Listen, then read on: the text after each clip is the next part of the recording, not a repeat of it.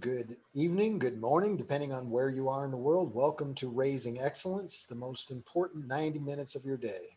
Hello, I'm Michael, the MC and Opportunity Ambassador for today's show. And our show today is entitled The Water of Life. That's not correct, right? That's correct. Yeah. All right. Wonderful. It's right off the top of my head. And with me today are my fabulous co hosts. Our first is Agnieszka, our psychosomatic therapist today. Oh, sorry. It was supposed to be Illuminator. I messed up. Thanks. Hi. And Willow, our trauma consultant. Hi, everyone. Dennis, our freedom facilitator. Blessed love. Greetings, everybody. And Gabriel, our resident expert at, I guess today it's water. Hello again. Thank you for having me. With that said, where do we want to begin? Where do we introduce this topic? Well, I think water is really broad, and it's something that surrounds us in day-to-day life, and we consume it every day. And I think as a result, we take it for granted. But there is a world that we don't understand yet about water. And I think it's really important to dig into some of that a little bit more. And I think Agnieszka has a little bit of a story to kick things off. Yes, I do have a story, but I just also realized that I didn't announce on Discord that we're starting. So maybe somebody should do it while I tell my story. What do you guys think? Because usually I try to remember as we start to announce it so that people are reminded, despite the calendar also coming up. In any case, water of life. So it's one of those ancient European stories, you know, the ones that have the roots in the dark, dark beyond, where we don't even know what civilization wrote it or when or how or anything. It's just, you know, grandmothers telling the stories to grandchildren and over for generations. And so in this story, we have all the elements that comprise a good connection with reality, and we can learn a lot of lessons, but some of them are about water. So the story is the water of life. It was a time of sorrow at the old woman's house. As her sons gathered around her bedside, they didn't know what to do. The village healer has been in their house more often than not for over the last few weeks, and she's tried every single herb and potion and even a mantra that she could over the sick woman, but unfortunately nothing worked. The mother was close to death, and the only thing that could have possibly helped her, so the village healer lady said, was the water of life. The water of life was supposed to be in a stream somewhere far away, beyond the 7 forests, beyond the 7 rivers, and beyond the 7 mountains. There was a magical mountain, and if you climbed that magical mountain, you could get to the stream where the water of life was. But nobody has been there yet, and the people that went have never returned. Well, the widow had 3 sons, the sick lady. And so the oldest one of them stood up and said, well, of course I'm going to get the water of life, and I don't care if there's been nobody who's successfully done it before. I'm going to do it, and I'm going to succeed because my mother needs to be saved. And so he went.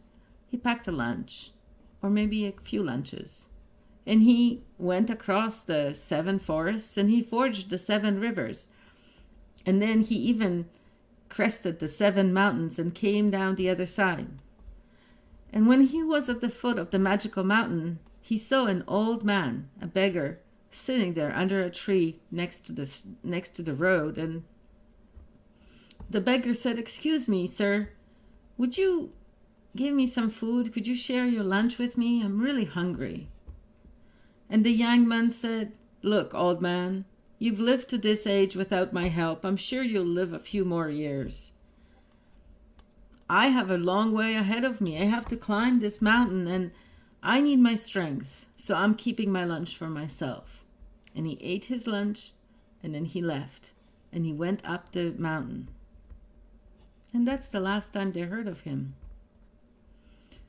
But after a week or so, the younger son decided, the second son, the middle son, decided that it was his turn to prove his mettle, I guess, to prove himself, to get the mother the healing potion, the water of life that she needed to survive, to live. And so the middle son went, and again he forged the 4 rivers, he climbed or 7 rivers, he climbed the 7 mountains, and he crossed the 7 forests. And then he was at the foot of the magical mountain, and he saw the old man, the beggar. And again the beggar said to him, "Would you share your lunch with me?" And he even said, if you share your lunch with me, I'll give you information that you really need to succeed. But the son was too arrogant. He didn't want to share his lunch. He knew that he had a hard road ahead of him, and he decided to keep all his lunch to himself. And he was never heard from again. So then, well, maybe not never, but for the moment. So then, the youngest son finally decides that that's it. He's going to go and he's going to succeed where his brothers have failed. And he packs his lunch just like they did, and he goes out and he goes and he forges the 7 rivers, and he crosses the 7 forests, and he climbs the 7 mountains, and he comes to the end, and he comes to the foot of the magical mountain, and then there is the same beggar. And before the beggar even has time to say anything, the youngest son sits down right next to him and says, "Old man, you look like you could use a good meal. Let me share my lunch with you." And so he shares his lunch with him, and the old man says, "Son, I know you're going up to this magical mountain here, and there is something that you need to know about this mountain. The same powers that made the water magical that is in the spring at the top of this mountain, the same powers that created the life in the water also created powerful guards, things that exist in the magical world that maybe are there to stop you from achieving the water of life. But there is a way. I know of a way." So you see, as you climb up the magical mountain, the imaginary demons will haunt you. They will stand right behind you. They will call your name. They will scream at you. And all they want you to do is to turn back and look behind you. Don't do it. Keep walking. Keep thinking about the goal in front of your eyes. And keep going to what you want to achieve, where you want to go. And then the old man gave him a little bit of wax. And he said, "Take this wax and soften it with your fingers and put it inside your ears so you don't hear the demons behind you. And climb the mountain and get the water of life for your mother." And so that's what the young man did. As he climbed the mountain, he saw a lot of people, or a lot of statues, because, I guess I forgot to tell you guys that everybody who turned around turned into a statue, made out of stone, just like they're stuck right there in that moment in life, unable to move. And so as the young man was walking up the mountain, he saw a lot of these statues, people looking shocked and scared and screaming, and all these stone statues. And he realized those were the people that tried to climb the mountain before him. But his ears were plugged. He didn't hear any of the demons chasing him up the mountain. So he went all the way to the top of the mountain, and he got the water of life. And he remembered what the old woman said, the village healer. She said that this water of life could bring anybody back to life. It could reverse any curse, and it could help anybody. So he took a few drops and put them on each of the statues. And in a few minutes, a whole tabloon of people were following him down the mountain, celebrating their freedom, because they were no longer stone. They were turned back into living humans. And, one among them was a king who gave him his daughter, offered him his daughter in marriage for saving his life and saving his kingdom. And another one of them was a bard who wrote beautiful poetry about their hero. And the whole group went down to the village where the mother lived. And as they arrived, she had just died. But the water of life could bring anybody back. So a few last drops out of the bottle of water, and his mother was back to life. And the brothers were back to life too, because they were some of the stones. So they all lived happily ever after, thanks to the water of life. Is it the water of life or the old man? The water of life healed them. The old man gave him directions. There's always an old man that gives you directions. Wow, I have a few lines I think that would fit perfectly. Just to add on to your story. Yeah? You ready for them? Sure. The upholder of the cycles which sustain all life is water. In every drop of water dwells a deity, whom indeed we all serve. There also dwells life, the soul of the primal substance, water, whose boundaries and banks are the capillaries that guide it, and in which it circulates. Every pulse beat arising through the interaction of will and resistance is indicative of creative work and urges us to care for those vessels, those primary and most vital structures in which throbs the product of a dualistic power, life. And these lines are from Victor Schauberger, Nice. who has a lot to say about water. You heard of Schauberger before? I haven't. Who's Schauberger? Schauberger. Well, if you'd like to find out about him, don't go to Wikipedia because it is surprisingly short and lacking many crucial information. But he was a forest worker who lived in the late 1800s until the late 1950s, I believe, in Austria. And he was actually he was logging in the mountains up in the Alps in Austria, and he was one of the things that are remarkable about him is that he gained many insights, deep insights into I guess the laws that not human-made laws, but into laws that rule things on Earth by observing nature, and he especially had insights regarding water, and he was able to like the kind of Wikipedia calls him a pseudoscientist, but I will dare to say that his scientific work actually inspired Tesla, as far as I know, in many ways, because what he could observe, the nature of water that he observed, and which he masterfully used for operations like building a kind of how would you call it, like a slide that would help to bring the logs, the tree trunks down to the valleys from the high mountainsides. Oh, you've talked about this guy before. I remember now. Yeah, that's him.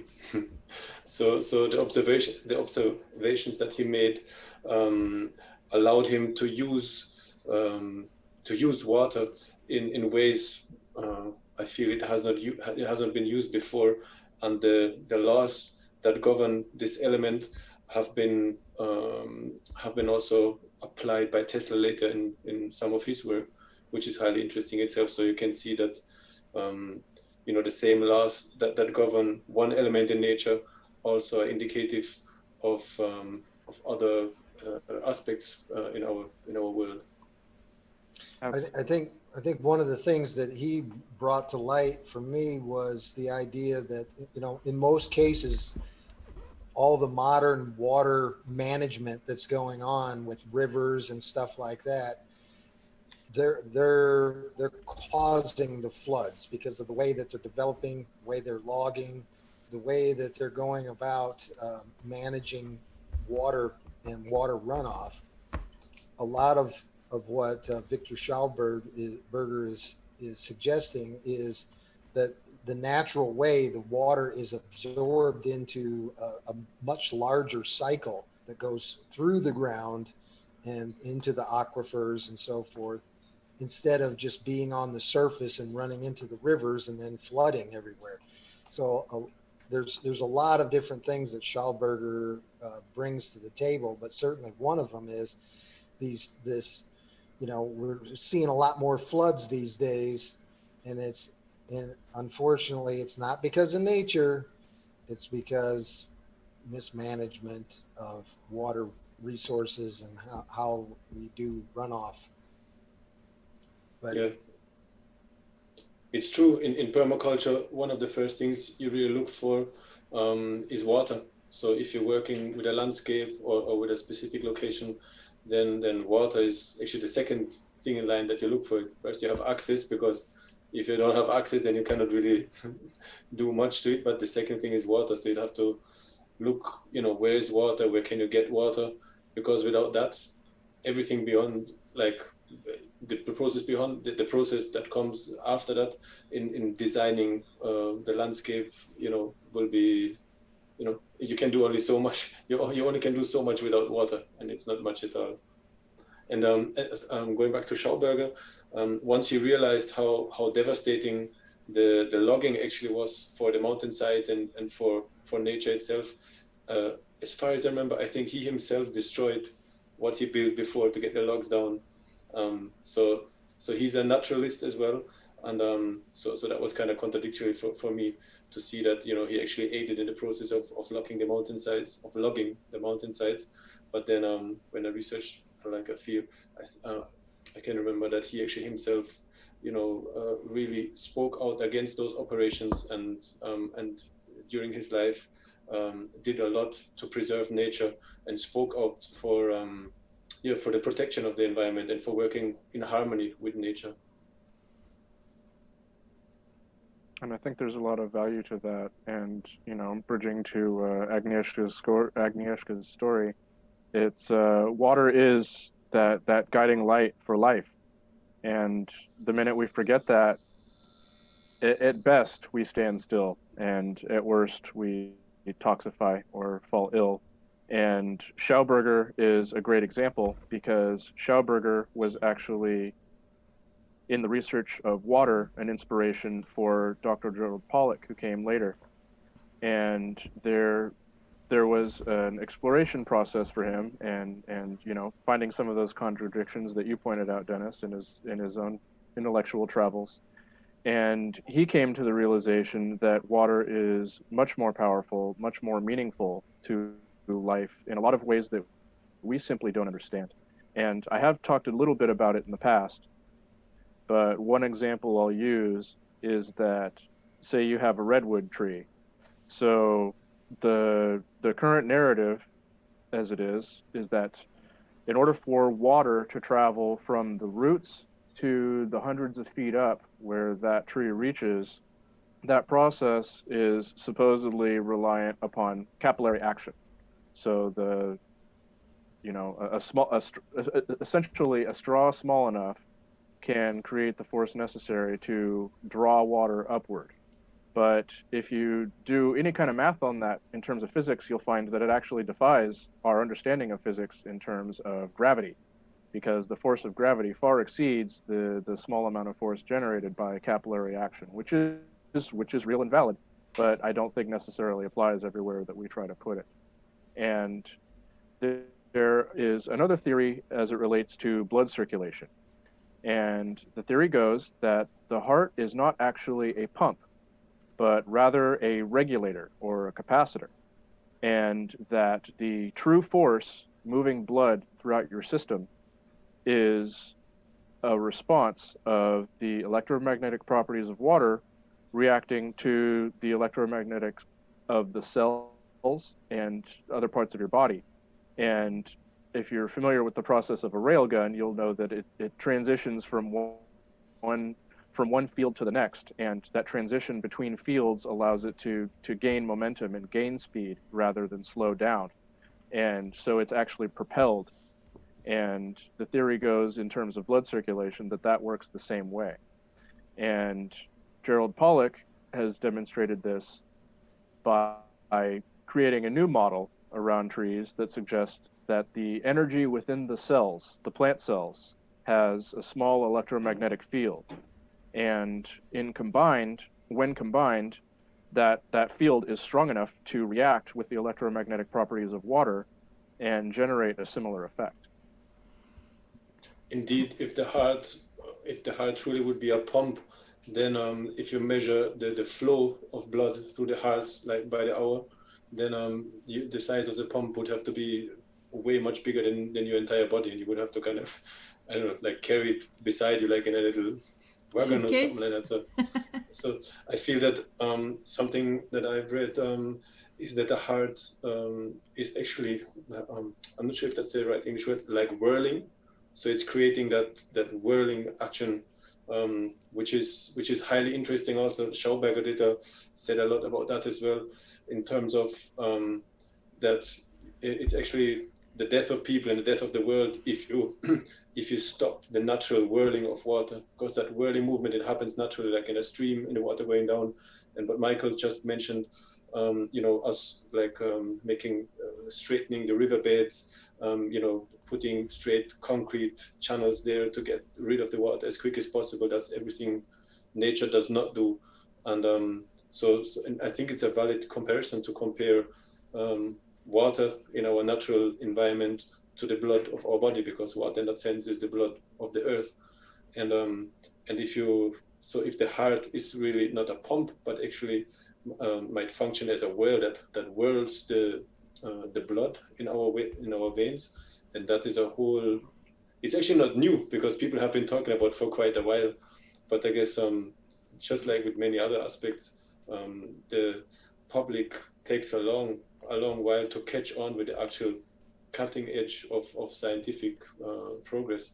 And I think I read somewhere that nowadays it's about 50 years, like the average public is about 50 years behind where science actually is. And just like a century ago, it would have been like 5 years behind. So that's also like an interesting aspect to look at, that we're far behind in our understanding of the world than where scientists are who are not only researching, like searching what already has been unveiled and discovered, but who are actually at the cutting edge of where we stand now. Well, so it sounds like the schooling system is working really well. But so I wanted to talk to you about water, because I used to be drinking tap water. I had it filtered through the Brita filter. I think I've mentioned it in previous episodes. And I didn't know that I wasn't feeling energetic or well because of it, that my skin was doing weird shit. I didn't understand how my skin health or whatever was dependent on the water that I drank. And even when I found the website findaspring.com and I started getting spring water, like real fresh mountain spring water, and drinking that, I didn't really understand the good that I was doing for my body until it was taken away, until I moved and I suddenly went back to drinking the Brita water.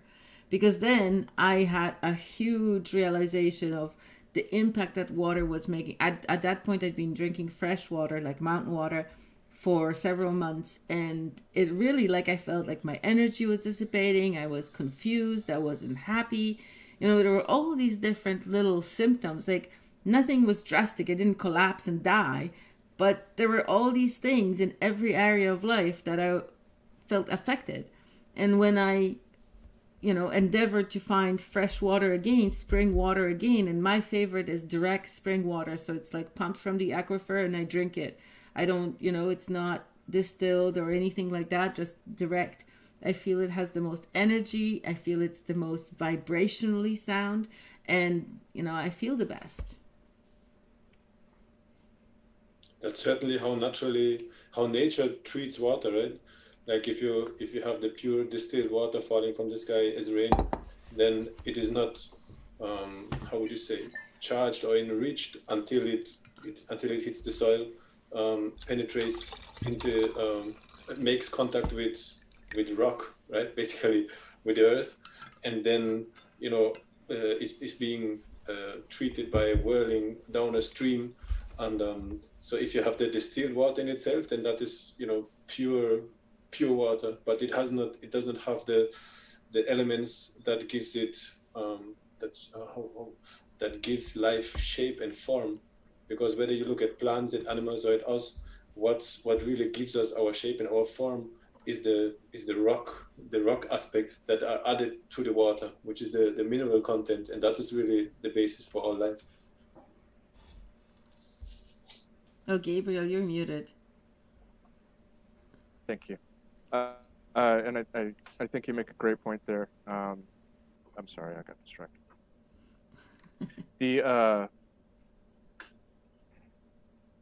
I'm sorry, pass. What about you guys? Michael, have you experienced the super fresh water versus chlorinated plant water? I mean, Yeah, I used to. I was born in Gary, Indiana. My grandfather, he had like an artesian well in his front yard. There's water just coming out of the ground. We had a river, but it was like probably a mile away, and there used to be a lot of artesian wells in the area. So. So does that mean that the water was coming out into like a little fountain kind of thing? Yeah, he had you stuck a pipe down in the ground, and actually it was like a rock, but there was a pipe there that he had put in there and people would come and fill up jugs of water, because it was just like people came from everywhere to get this artesian water, and then unfortunately, due to mankind and its engineering, they changed the river, and it pretty much killed all the artesian wells. But yeah, for most of my life, I drank that kind of water, and it probably did do something for me. I've never had a broken bone in my life, and I've definitely tried to do that, so. Well, but I do think that's had something to do with it, I don't know. Well, I think there's a lot to that, and in particular the mineral density. And to Dennis's point, I would raise the question of, what is your definition of purity? So if your definition of purity is something devoid of life, devoid of energy, devoid of minerals, then you are satisfying, I would argue, the scientific definition of purity. But what does purity mean to a person? Purity is vibrant with life. Purity is variety. It's sometimes adversity. Sometimes not every part of it is essential to what you need, but in consuming it, your body is prepared for what's to come in a way that's much more healthful than throwing yourself into the fire and brimstone that is our technological environment. Yeah. Well, in terms of the distilled rainwater, I mean pure, like in the, I guess, scientific sense, that there is no minerals, no other elements added to the water.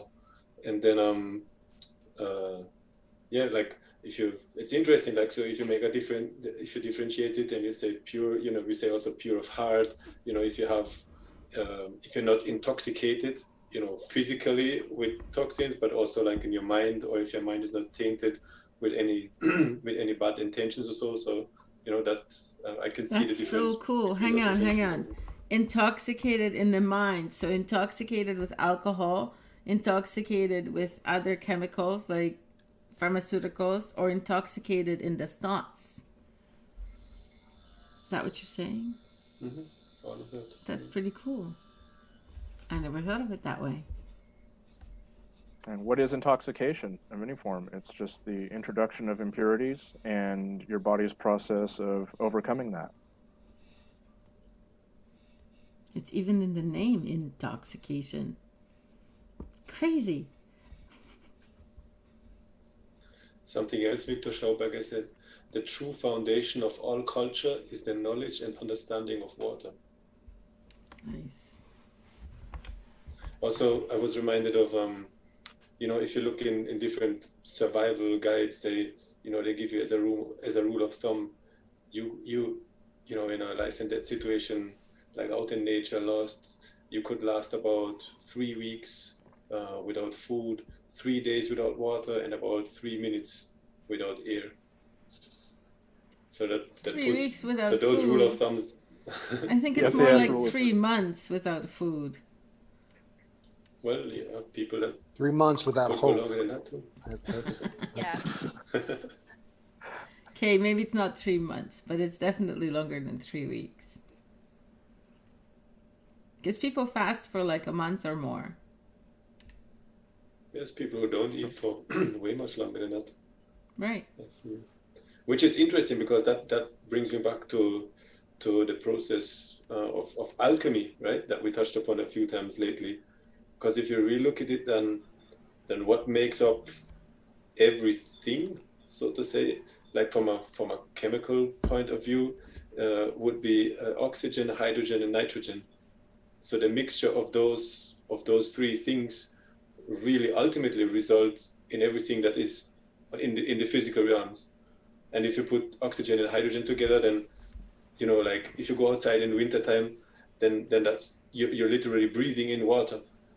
So just by that process, you're basically replenishing water needs of your body already by breathing in. And then if you add the hydrogen, and it's actually like a process for, if I understand that right, of compression.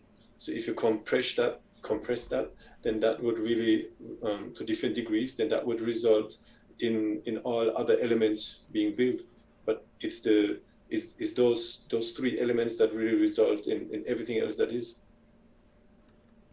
And by the way, warm wishes to Slava or Shambhavi because she sent us big heart. So I just want a big heart back. Nice one. Greetings, Shambhavi. So it's the circumstances, right? Which is just like the water drop falling from the sky. So if the circumstances are favorable, then it's being I don't know a better word than enriched. Enriched sounds like the Kellogg's cornflakes thing where they enrich, what they call enrich, and they put some, they put 2 or 3 elements in there, and before that they took out 10 dozen. But I mean the circumstances. If the circumstances are favorable, then out of one chemical element, all others can be created, and that is what reminded me of the alchemy process of lead to gold and many other things that people long time ago have been researching. And water in any form is life-giving, right? So if we allow water to stagnate, then it attracts smaller life forms, microbes, algae, that sort of thing. But if it's in motion, that water is capable of sustaining much more complex life. And I think that translates well to ourselves. And there are lots of options in terms of people that want to diversify their forms of water intake. One of those options is a bit like a whirlpool or a centrifuge of sorts, where you feed water in and it keeps it in constant circulation. And a lot of people have reported much better results and much better access to all of the energy they're consuming, not just from the water, but from all of the other foods that are meeting along with it as it goes through your metabolism. And so it's not only supportive of life in itself, but it also helps life become stronger, more efficient, more effective, and more vibrant. There's some workshops here, and that is I think based on Schauberger's technology as well, where they have a machine and then they don't add minerals or anything else to the water, but they actually use the same pipe water and they put it through those huge centrifugal machines, and they call it levitate or levitation. So it's levitated water. So in terms of the taste, it is a big difference when you drink that water. I haven't been doing it like for extended periods of time because they're not really like close by here, but but it's definitely like a difference in taste. And I would even say that that's subjective, the feeling that you get after drinking that water. Absolutely, and a lot of people use them to recover from ailments and colds and things like that. It seems to be effective in helping them get more out of what they're consuming and fight off whatever is invading their body. Yeah, I definitely, now I don't only drink the spring aquifer water, but I also wash in it, because in my new place I actually have it pumped from a artesian well from 400 feet below, which also means that when there's no power, there is no water, which is an interesting discovery from yesterday. So that's cool. But when there is water, there usually is power. So when there is water, the water that comes out of the pipe is super, super clean. So even in the shower and everywhere, you can drink it. And I feel my skin feels better with this water. Like, I really feel the difference. And I never thought that there was, hello, Igor. I never thought that there was a big difference, in, like, who cares if I wash my hands with chlorinated water? Like, it doesn't matter. It's for cleaning anyway or something. But I really felt, like, earlier today, washing my hands, I really felt a difference with the fresh water.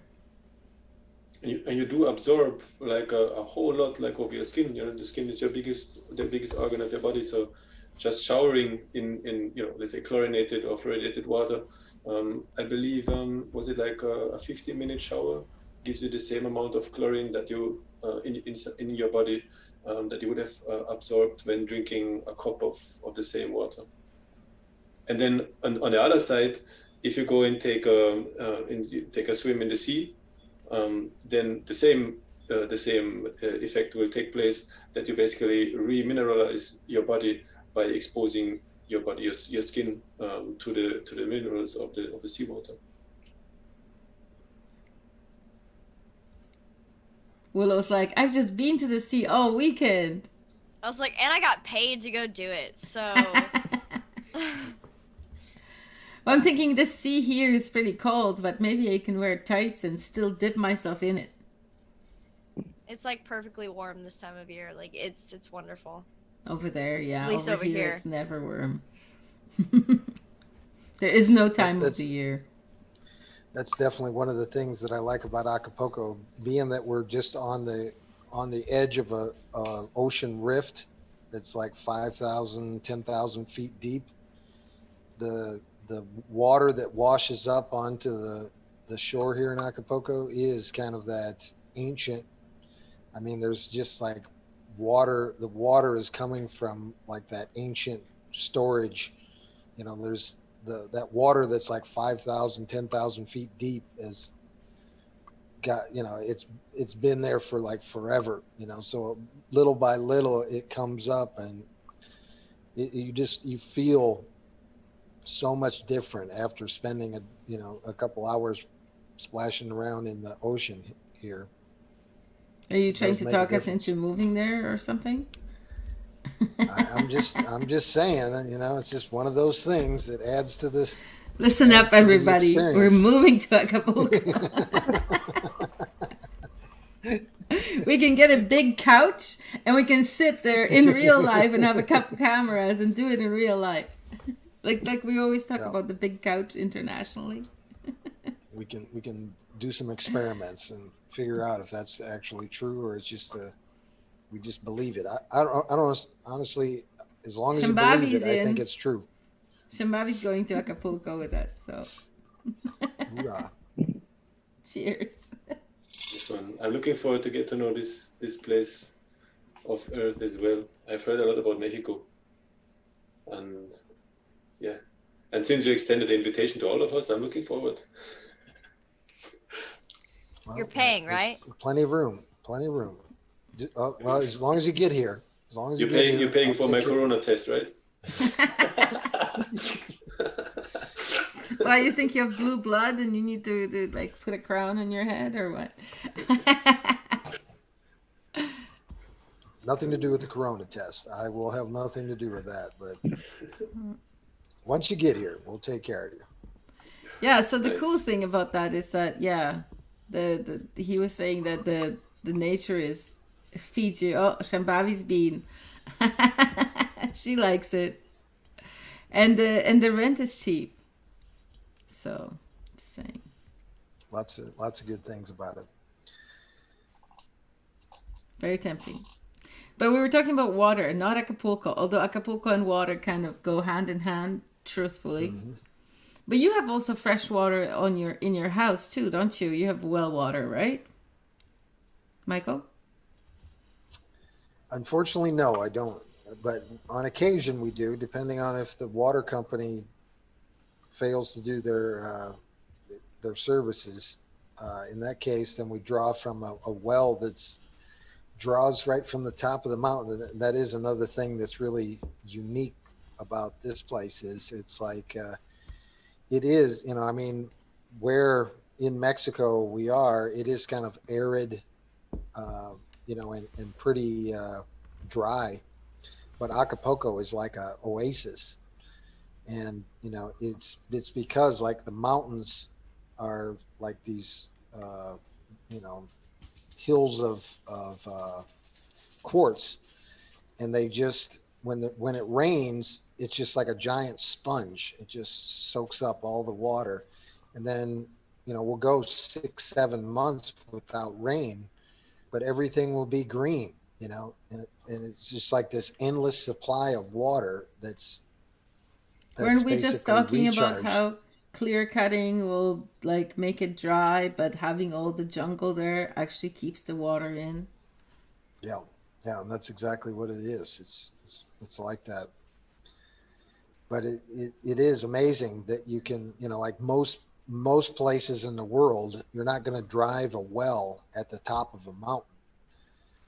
But here you can do that. Well, And it just here they did it's it, like that but capillary type of system. The water is drawn up into the open space, between the rocks and stuff like that. It's very interesting. yeah, here we have a Right. well on top of the mountain, but it's 400 feet into the mountain that the aquifer is in. It's not Yeah. like a regular well. Yeah. Schauberger says, the revelation of the secret of water will put an end to all manner of speculation or expediency and the excrescences to which belong war, hatred, impatience, and discord of every kind. The thorough study of water therefore signifies the end of monopolies, the end of all domination in the truest sense of the word, and the start of and I'm not sure what his definition of that is, socialism, arising from the development of individualism in its most perfect form. So is that what we're going for? Individualism in its most perfect form? How would that look for you? I don't know. How would it look for you guys? What is it? Isn't it like absolute autonomy? I was writing something in my journal because Michael makes me write a journal. He's quite evil. And I was writing something in my journal about a conversation I had in the class chat in Autonomy. And the guy said that the biggest fear is the fear of judgment or fear of rejection, because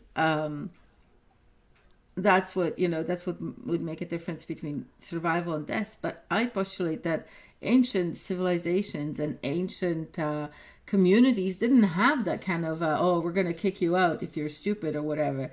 I think it was much more absorbing, accepting, and that's even why Eastern European people are so generous with putting all this food on the table, because if there's a shortage of food, any guest needs to have as much food as possible given to them. You know what I mean? I think that older community I think that this whole rejection and fear of public speaking and all of that is an aberrant effect of this upside down world that we are living in. It's not a natural way of being for humans. I think autonomy is where it's natural. Sorry, Dennis, go. Historically, I think it's very interesting that, and I would say that is the case for Europe, which has a distinct different geography, obviously, and climate, but also, let's say like warm or even hot like regions or desert regions like further down south, where then the water and availability of water literally like is a life and death thing. But the tradition that you're pointing out of people providing and putting all their food like on the table that we mentioned in the last show as well, like in ancient times, the assurance or the tradition or the rule of that being available. When you meet somebody, when you walk into somebody, that you'll have something to eat or you'll have water. This meant survival, really and truly. So those traditions are not just like, I feel that they are deeply rooted in survival mechanisms that we have had from ancient times on, where you had to when you knock on somebody's door, maybe that was the first person in days or even weeks after traveling through God knows where, that you met. So maybe that was really like a dire need, or that was the question, if you were going to make it or not, if your family or if your tribe were actually would be able to live on. So I feel that many of those traditions have a really profound background in history. Yeah, and I think there's quite a bit of evidence to suggest that collaboration is really the way that the human race advanced. Because if you even look at like the 1800s, the reason that people had like 15 kids is because that was their workforce to some degree. When it came to producing stuff, the more kids you had, the more you could produce. So like the more things that could be done, each individual added to the capability of the family to get things done. And so, I mean, it's only in this recent modern era that we start looking at people in a different way, like they're a virus, that they actually produce more problems than they solve. That wasn't the case up until, the modern era, that we look at humans as a bad thing. But the reality is that, when we have a community and we add somebody to that community, especially somebody from somewhere else, more than likely they have some ideas, they have some techniques, they have some knowledge that they can share with our community, that adds to our ability to do things. So it should be that we look at every person as a plus, something that adds to the experience and adds to the the potential for beneficial things to happen. Absolutely. And it's a natural process, really, right? Because if you look at in terms of population growth, because there's some who say, oh, there's overpopulation, we can't feed everybody, but if you really look and you can compare that to nature, to the natural world, if any population is in danger of being extinct, then what happens is they have more offspring, like much more offspring, because also like on average more of them will make it through. Not everyone, of course, but the chance that a few of them actually will make it through and will become adults and be able to contribute and to keep the family and the tribe alive is much higher than as if you had only like 1 or 2 children. And then also the tendency of affluent nations of having less children also speaks to that. So there's a natural a natural process of everything that lives wants to survive. That's like a natural law, as far as I understand. And in order to assure survival, nature put those processes in place, so they make sense. And it's highly interesting to observe that. And like if you cut off the branch of a tree, then what will happen? And people do that purposefully in order to trigger that. But 2 or 3 will come back in the same spot.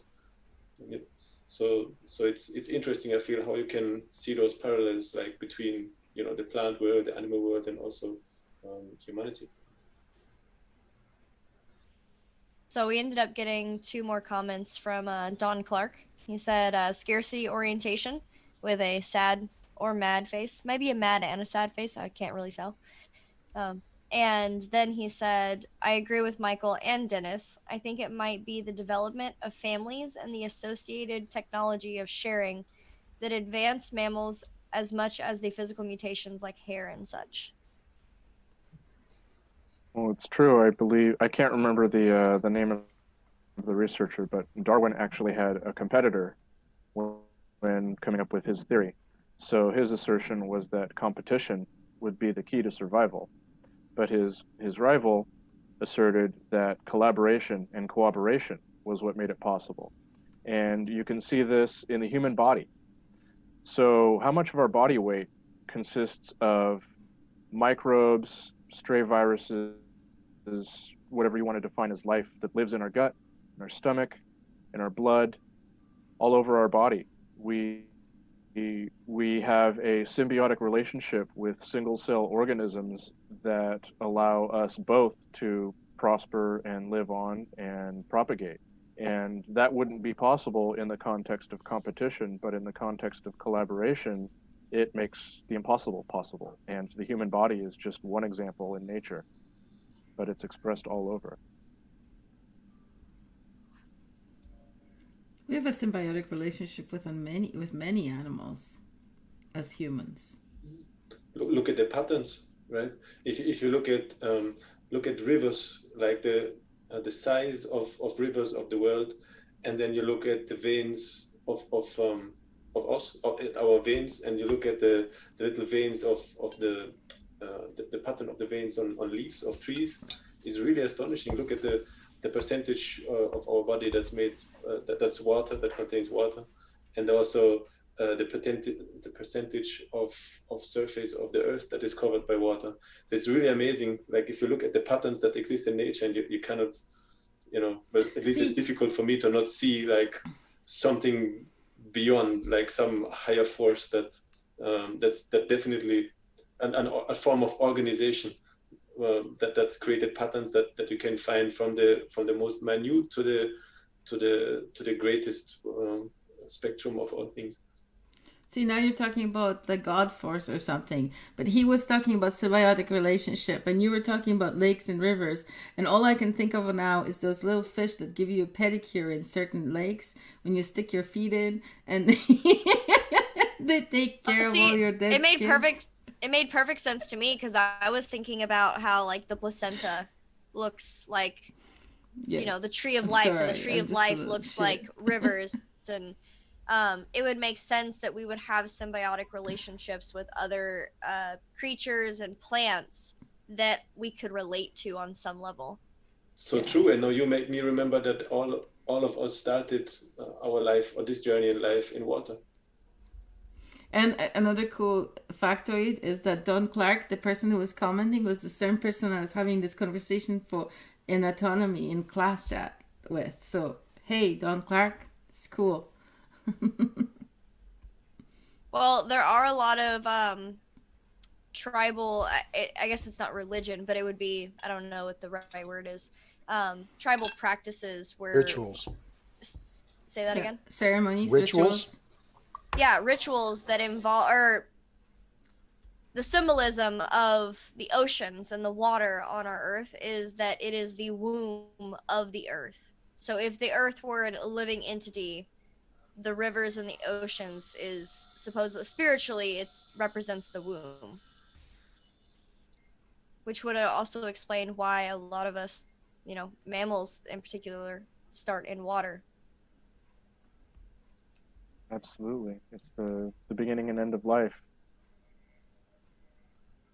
And there the rock element, which is dissolved in the water in forms of minerals, is responsible for the for the transmission, for the electric transmission. And I think, Gabriel, you touched on it earlier when we were talking about the veins and about the electromagnetic impulses that are that our body experiences, and that our blood also, how would you say, resonates with or vibrates with, and it is very interesting Carries.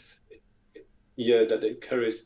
In order for that to even just be able, it could not be a distilled liquid like the pure water that falls from the sky, but it has to have the mineral, the rock element into it, and then those different elements those different mineral elements, they correlate to planets. So that's highly interesting in itself. So you have copper, you have gold, you have silver, you have all those different metals and minerals that actually influence the electricity of the fluid that they are dissolved in. That just reminded me of it was one of those like unexplained mystery TV shows that Kurt and I were watching a couple of years ago. But it was fascinating because it was about a organic battery that was a valley, and there was a river running through the valley, and on one side was copper. I don't remember what the actual things that needed for a battery are, but it had the metal deposits on either side of these valleys, and with the river running through it, it actually created electricity above it. So people would claim that there was like a UFO, or all these superstitions came from seeing this light in the middle of the night, just this bright ball of light. Come to find out, the valley had created a natural battery and was creating light up above, like a fake star. That's cool. One of the first things, like when I work with people who would want to improve their way of life, their health, is water. The same like the oxygen. Breathing would be the first thing, the most prevalent thing, and the easiest one too. You don't even have to get up to do something about that. But then water is the very next thing before we even touch on any food items or diet adjustments or whatever. Or then afterwards would be like more like a physical workout thing. But water, most of us are actually depleted of water, and one of the signs for that is if you go to the toilet and you pee and it's yellow. So it's not supposed to be that. It's supposed to be clear or nearly clear, which means the kidney are able to function properly, and just by adding more water, if you are one of the majority of people who seem to lack water, that is one of the easiest things that you can do to increase your metabolism and to burn more energy without even having to do one push-up. because of the lack of water in our body, actually it reduces all physical functions, because we're putting our body in a survival mode. So it's like, damn, like I'm not getting enough water, so let me living in the desert. Exactly, yeah. Let me reduce all my system functions so I can last a little longer, because this guy is not giving me enough water. So if you get your body accustomed to getting enough water, plenty all the while, then the metabolism naturally will work normally, actually, the way it's supposed to work. You mean you can't use Brando on plants? But Brando has electrolytes. And we do live in idiocracy. But I find that when I have a lot of meetings or when I do a lot of podcasts and in a day, I drink a lot more water, and it's maybe because I'm talking, or maybe because when other people are talking, I'm just like, doing something with it, keeping myself busy with it. But now what I'm noticing is the days that I don't have a lot of meetings or I don't have a lot of podcasts, I'm feeling dehydrated, and I actually see the difference now. But my normal brain is like, oh yeah, that's 3 glasses of water in an hour and a half podcast. That's a lot of water. But yet my body enjoys it. Cheers. I feel it's more... Sorry, go ahead, Kevin. Well, no, I just wanted to say that it's critical, and as it may have been revealed earlier, that not all water is created equal. And there's plenty of places that you can get water that is not ideal. But if you can, one of the sources that you can use is a resource that was mentioned in passing earlier, which is findaspring.com. And that provides a map for you to find the nearest locations of natural springs, and that can let you tap right into the mountains or whatever your nearest source of water may be, and get something that has traveled through the rocks and is in motion, and capture it at the peak of its life. That's one of the best ways to do that. Another way to do that is eating vegetables, and as someone who doesn't do much of that, I can say that when I do, I notice a massive difference in terms of how the vegetables were prepared and how my body handles and leverages those nutrients. And in my experience, the best source of water in food has been through microgreens, which is just allowing the plants to grow beyond the sprout phase to the point where they have the 2 top leaves. And that, if you consume a bowl of that and you compare that to how you feel after consuming a bowl of, for example, broccoli steamed in a microwave, you will notice a massive difference in just how your body gets access to the energy, how fast it gets access to the energy, and how well you can stay hydrated through consuming that as a source of water. And so any opportunities you can take to improve your sources would be ideal. And I can't imagine anything more helpful than maintaining a good, clean source of not scientifically pure, but pure of vibrant with Alive. life. Alive Yes, water. Water of life. exactly. Vibrant with life. And the closer you can get yourself to that water, whether you're consuming it or if you're spending time next to it, like Michael may do sometimes, that's an important step that we can take to give ourselves access to the types of water that our body truly wants, truly needs, and truly benefits from in a way that no other source can provide.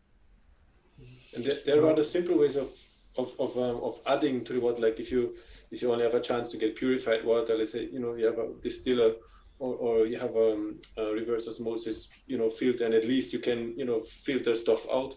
But then there's ways of relatively simple of there's water like whirlers where you can whirl the water. I think Gabriel, you mentioned you had one of those that some people feel that it will help to restructure the water and put it back in its in the original cluster structure that it's supposed to have.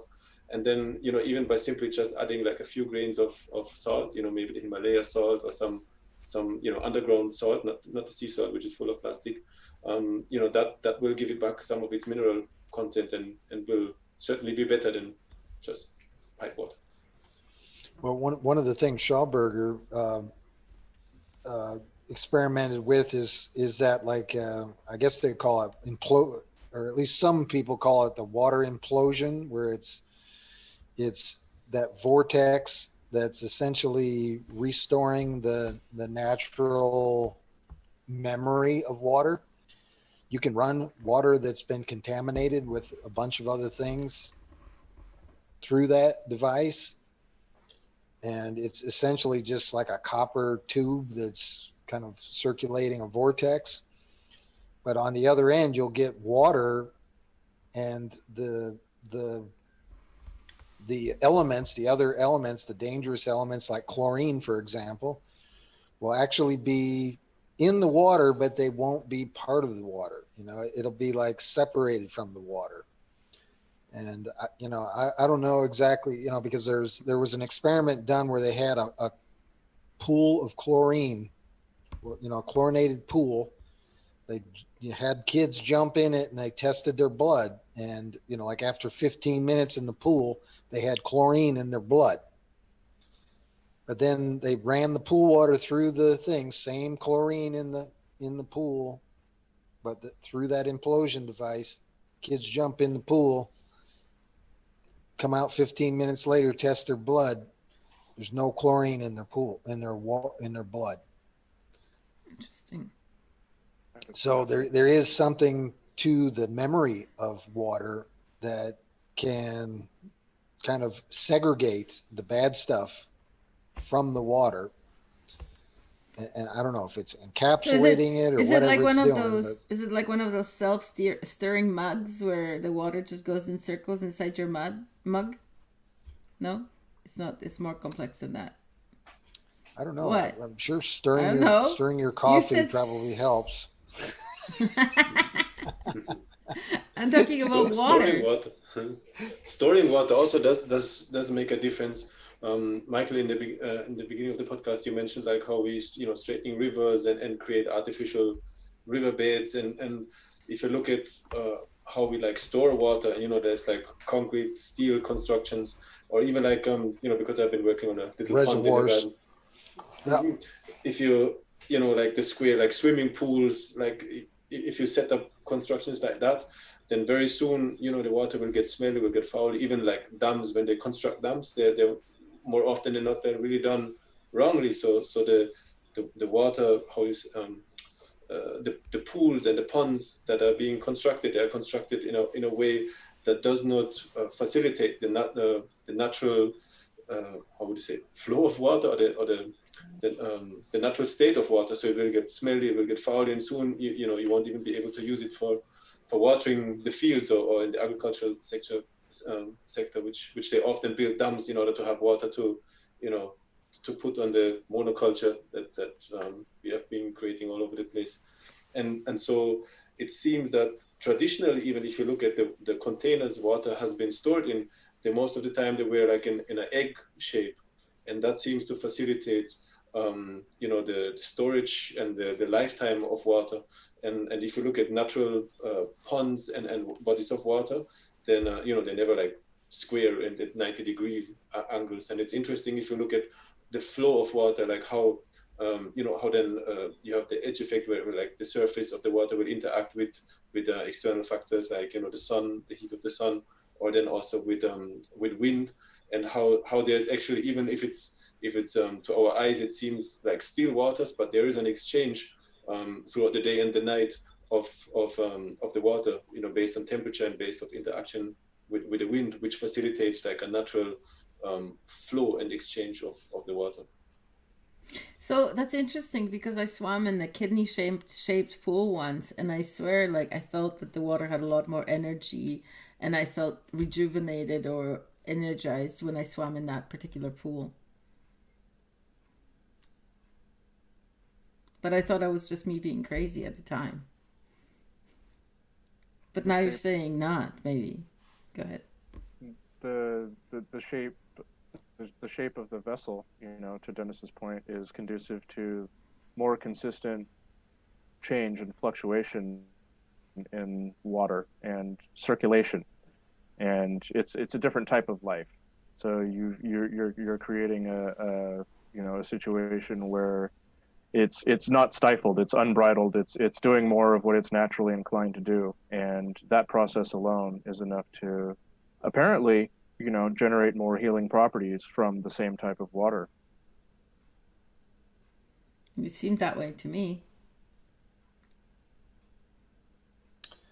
Yeah, the vortex of water, it can also like increase the capacity of water too. So like the way that most rivers are naturally, how they're naturally formed, kind of leads to almost pulling the water through the channel rather than it's like a pushing thing. So it's almost like a vacuum is happening, so it's actually pulling more water through the river by the way that the natural design is.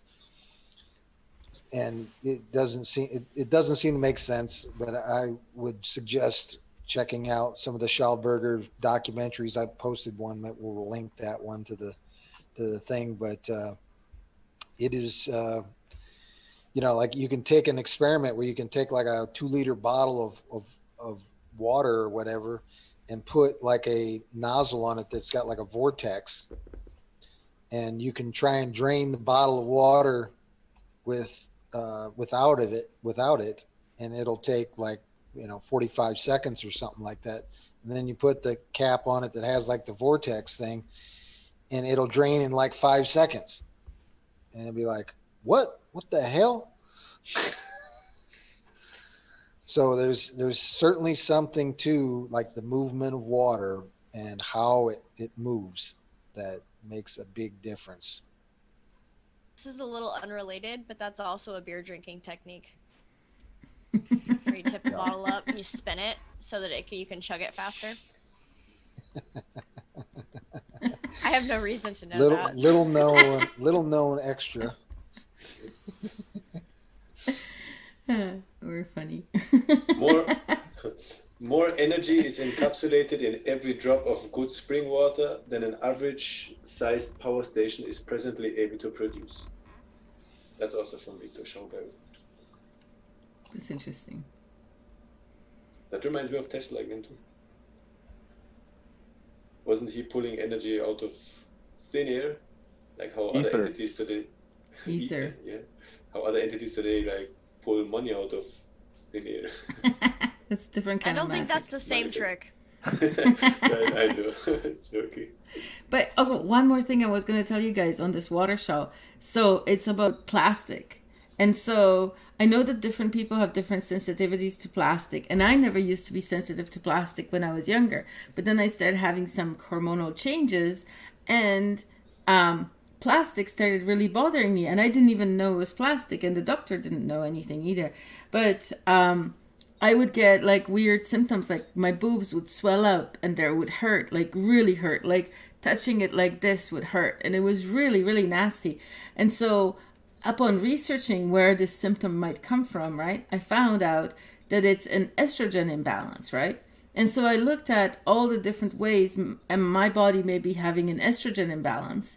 And, you know, other than my changing physiology, whatever, I also realized that estrogen can be coming from outside. Like, it's not just my body generating the estrogen. There is a possibility of estrogen coming from outside. And there's evidence of people reacting badly to plastic. Obviously, some people don't and some people do. And I don't know what the difference is between the people who don't and the people who do. But the people who, and I never did, and then I suddenly did. So what does that mean, you know? But what I did is, when I read this article, I did an experiment, which is my whole life. I do experiments.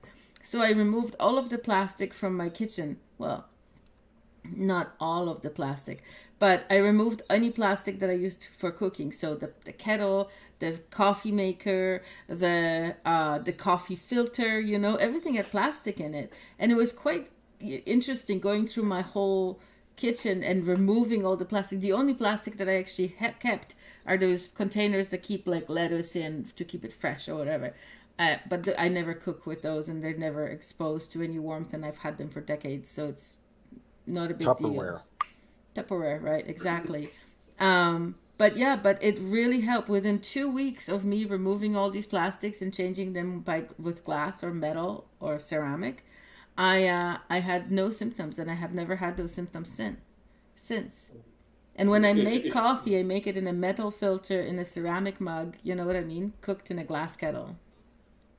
It's kind of frightening if you look at, you know, what we consider food and drink, and that almost all of it seems to come out of plastic. Like, there's few things that we actually are able to get that are not like wrapped into some kind of plastic. And then, just like you mentioned, if you heat it, or then if you cool it, also put it in the freezer, then, you know, those tiny plastic particles are dissolved. Yeah, they leach out.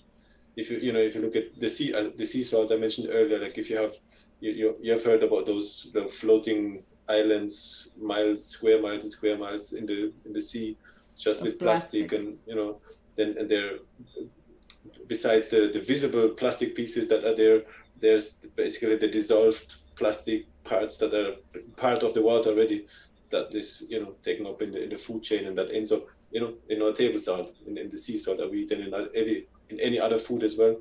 And those are partially estrogen mimickers. And and you know what else? I did a test. So about 6 or 8 months after I did this original removing all the plastic from my house, we were supposed to move, and we didn't have proper water or whatever, and we were in a temporary location. I was like, okay, you know what?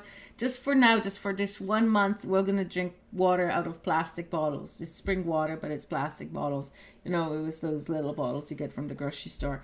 And for 1 month, and all the symptoms came back. So it wasn't even heated water in plastic. It wasn't anything that, you know, I would take it directly from the store into the house. So you'd think that the, you know, commercial plastic bottles wouldn't leach so much estrogen.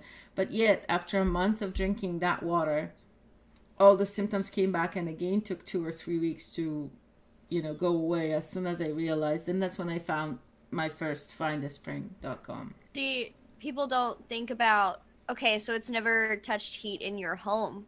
Right. But what about before it got to your home? Exactly. Was it left in the bright sunshine?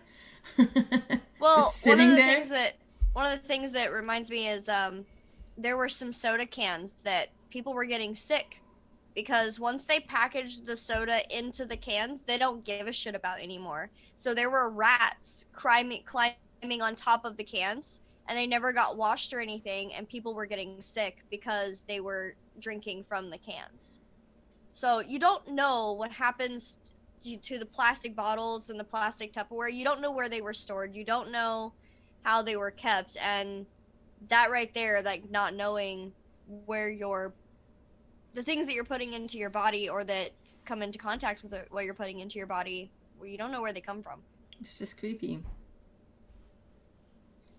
I did have a quote about water that I've been holding on to the entire episode because it didn't fit into the conversation anywhere. Do it. I've got one too. Awesome. All right, so mine is by Michelle Williams. I don't know who this is, but I like the quote. And it says, "I want to be like water. I want to slip through fingers, but hold up a ship."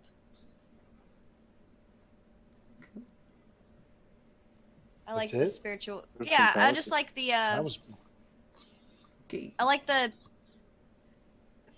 spirituality of it, of thinking of it as something just other than what we put into our bodies. Like it has characteristics that we can learn from in our day-to-day life, which I think is a perfect segue into your quote, Mike. all right. Well, mine quote's a little bit longer than that, and it's by Bruce Lee. And he says, "Be like water making its way through cracks. Do not be assertive, but adjust to the object, and you shall find a way around or through it. If nothing with you stays rigid, outward things will disclose themselves. Empty your mind, be formless, shapeless, like water. If you put water into a cup, it becomes the cup. If you put water into a bottle, it becomes the bottle. You put it in a teapot, it becomes the teapot. Now, water can flow or it can crash. Be like water, my friend." Nice. We do have Oof, I have some one more. We have some more I- comments, you guys. This whole Emmerich says space has no properties by Tesla. Don Clark says that BPAs were originally sold as birth control, which does not surprise me after my experiences. It's a major reason why a lot of birth controls don't work, or they're not advised, like people are not advised to use them because it will give you a stroke. There's way crazy well, but things about also estrogen and birth like controls. the whole estrogen thing, like where men growing boobs and all of that stuff that's been happening. That's also from the excessive use of cheap, crappy plastics. I was 28 years old before I actually had a doctor tell me that if I have a certain symptom or a couple of symptoms, that it's actually dangerous for me to take any birth control with estrogen in it. So yeah, total There's coincidence. a great You're documentary right, Vaughn. called The Disappearing Male that talks about this in excruciating depth. Excruciating. That's the one that tells you about the low sperm count that we've been having for Yeah. a few What a decades great way to finish up the show. We went from fable, from medieval fable. And anybody who missed the fable at the beginning, go back to the beginning and watch the fable. And then now sperm count. It's beautiful. There's something missing, but before that, there's one for Mike. Implosion is no invention in the conventional sense, but rather the renaissance of ancient knowledge lost over the course of time. Boof. And the one that was missing right now, which is like, we have to do some. we forget to bash school and church. Oh no, school. You mentioned school already, I guess. I did. In earliest, even in earliest youth, my fondest desire was to understand nature and thus to come closer to the truth, a truth that I was unable to discover either at school or in church, and that I can show them. Every rabbit hole. That's where the church Great inspiration, and I think water is one important avenue to use as a means to explore all of those relationships, because I think it can reveal a lot that we still don't understand. And the more hands we have on that deck, moving moving that forward, I think the more that we can learn and grow and become better humans, better we can understand nature and particularly interactions with water, because water connects interactions all over the world and inside our own personal microcosms. True. And it stores energy, it stores memory too, right?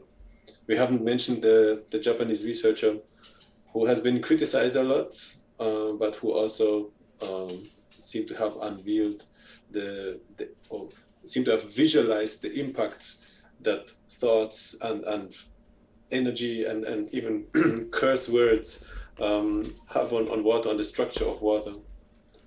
Remind me of his name? Imato? Is it Imato? Imato. Something similar to that. I think he was criticized because he supposedly chose the samples of those amazing pictures of the water clusters that The were ice crystals.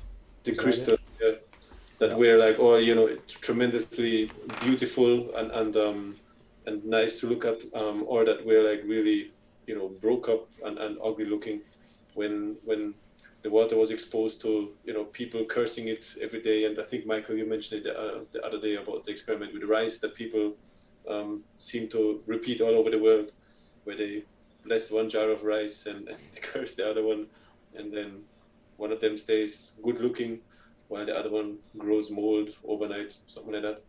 And, Yes. Yeah. So we have more cool comments. Emmerich earlier said, I just didn't read it in time, etheric, non-spatial, non-temporal, peri-universal universe, or pre-universal universe. I think that's cool.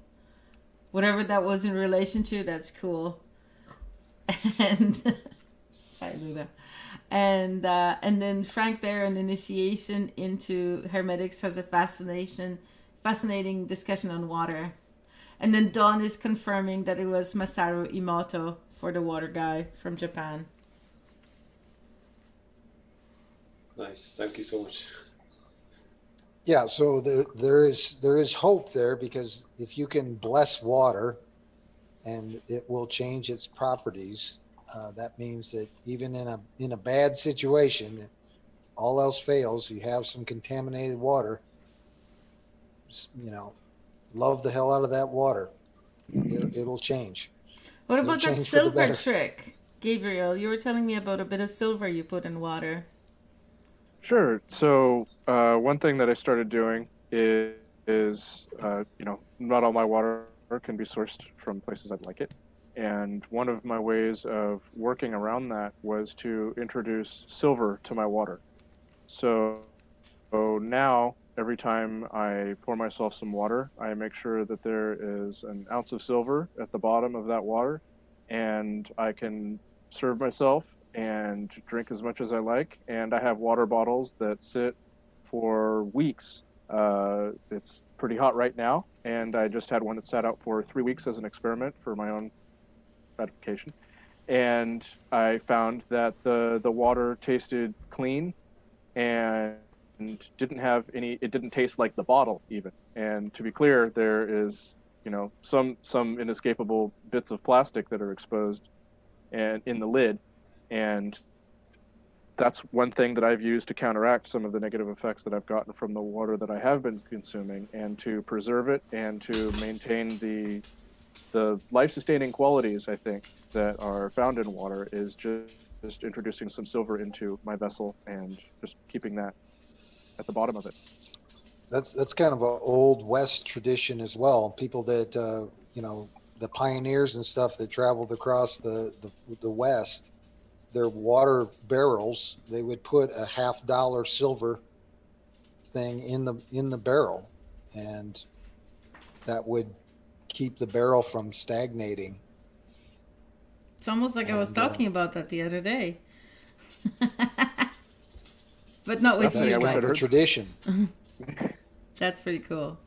I went to, okay, now I have to tell you guys a story. So I went to this museum in Montreal last year when I was there, and they showed us a big barrel, and then above it was like this green strip, and it said, after 1 week the water is this green, after 2 weeks it's this green, after 4 weeks it's this green. And I had this like cognitive dissonance thing going, like, would they really be that stupid to like have no way to clean the water throughout their journey across the Atlantic, into the Americas? Like, we have all these ways of cleansing water, like herbs and silver and all of that. They had to figure something out. And I just couldn't I couldn't negotiate that with my reality. And now that you're saying, oh yeah, they used to put a piece of silver in the bottom of the barrel, like that's what I wanted to hear at the museum. That's what I was hoping for. I really don't think that they were that stupid that they would drink green water. Or were our ancestors just dumb idiots? Like, how did we even survive if that's the case? Like, how did the people not die off? Yeah. Well, there you go. Obviously, they forgot something at the museum. Surprising, isn't Information. And A Emmerich, good cup of water in collaboration certainly were part of it. I just want to Of our say survival. extra special thank you to our Emmerich, our listener, who has been commenting. So we love comments. So make sure you like and subscribe so you don't miss our shows. They're twice a week at the same time, Mondays and Wednesdays, 2:30 in the afternoon Pacific, or 5:30 Eastern, 5:35 to 35 or something like that, depending how the technology treats us that day. But we start as soon as we can. And yeah, it's pretty cool. Unless you're in Australia, in which case it's Tuesdays and Thursdays, just to confuse things. Or Tuesdays, yeah, okay. Right, I confused myself. I think Dennis is into Thursday, right? Now. Yeah, it's Thursday already. True. But not when the show starts, it's not Thursday. It's only when the show ends, it's Thursday for Dennis. Thanks It's for not the same reminding me, thing. Mike.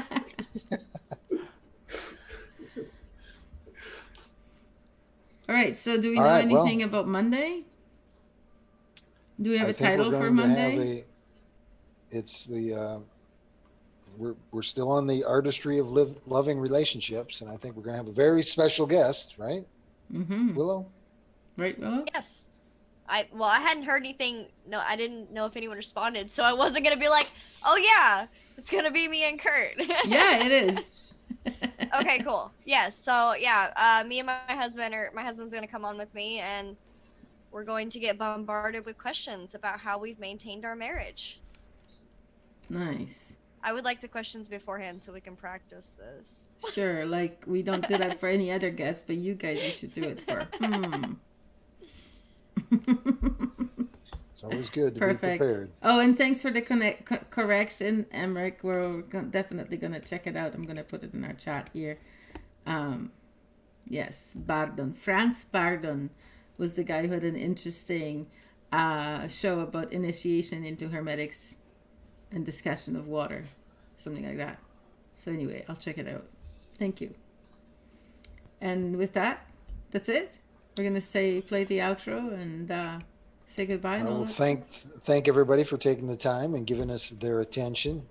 And Absolutely. certainly appreciate that and hope this was valuable. If you have any questions or comments, feel free to let us know. We always want to improve. That's what we do with Raising Excellence. We're always trying to improve ourselves and everybody else. Yeah. So with that, yes, we will go to the outro. All right, let's do this. Bye, everybody. Bye. Bye, everyone. Bye-bye. Drink your water.